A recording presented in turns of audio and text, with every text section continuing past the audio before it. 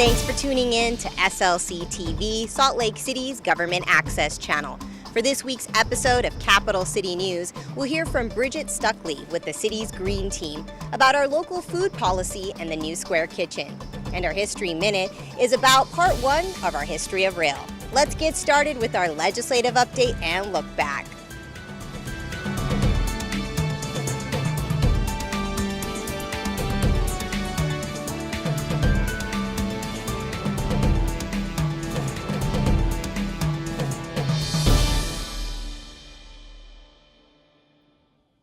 Community leaders officially broke ground on the new Homeless Resource Center in Salt Lake City.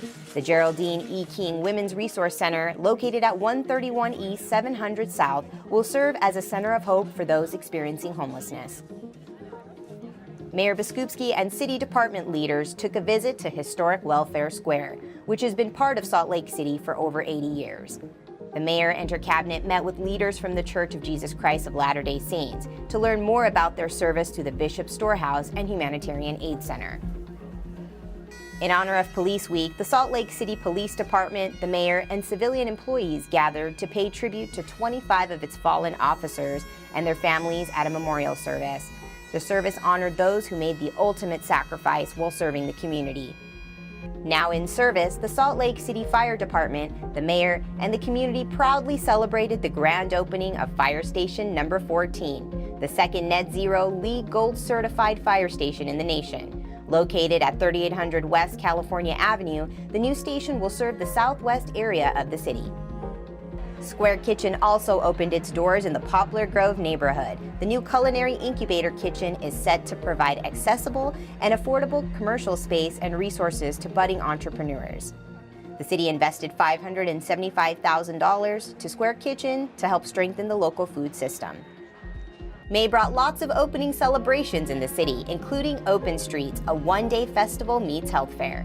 City streets were closed to cars and open to the public to enjoy live entertainment, food, fitness, and alternate forms of transportation.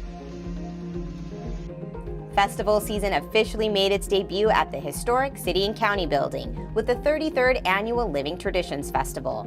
The three-day cultural celebration brought together over 50 cultures that have made Salt Lake City their home.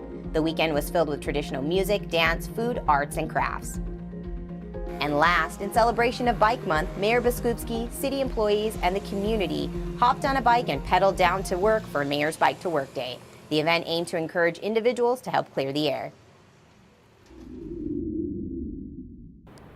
Oftentimes we hear grow local, sell local, and eat local, but what does that really mean for Salt Lake City? Bridget Stuchly with the city's Green Team is here to fill us in.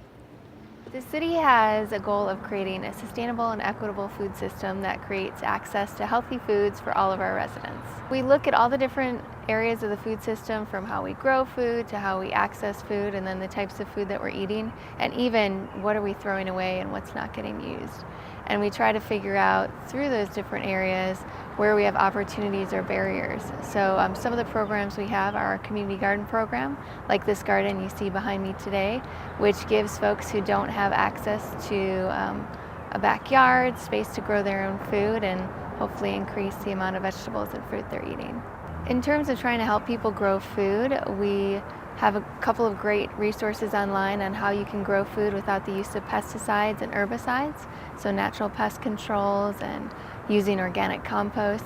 We also work closely with Wasatch Community Gardens, and they have a lot of great workshops that can help teach people on how to plant and grow their own fruits and vegetables in their backyard, how to water them properly, all sorts of information that you would need to really know how to grow good, healthy food. Square Kitchen is our newest culinary incubator in Salt Lake City, and what that means is it's a commercial kitchen that people can use to produce their own food products, but it also enables them to get business planning tools so they can learn about how to market their product, what they need to do to meet, nutrition standards and labeling standards, and really give them a leg up when they're trying to bring that food to market. In general, it's really expensive to own and operate a kitchen, so that's a barrier for a lot of our food entrepreneurs in the city. Square Kitchen removes that barrier by providing all those things. Square Kitchen has the potential to be a huge economic driver within our local food economy. The reason being is that in general there's a lot of costs to starting a new business, and in fact 2 out of 3 new businesses fail within the first 5 years of operation. If they have access to an incubator, 87 of those businesses will still be around after 5 years. So it really has the potential to support our local food economy. Yeah, I would encourage everyone to go to SLCgreen.com to learn more about our food projects and programs. Next up is our History Minute.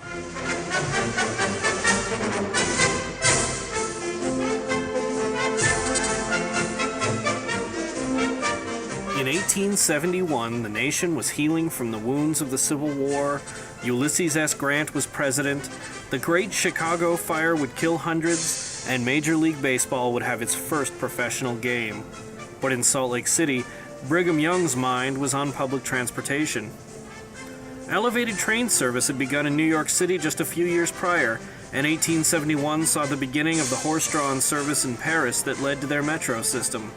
All the great cities of the world had their own burgeoning public transportation systems, so Brigham Young suggested to a group of businessmen, his son Brigham Young Jr. among them, that they should establish just such a system for Salt Lake City.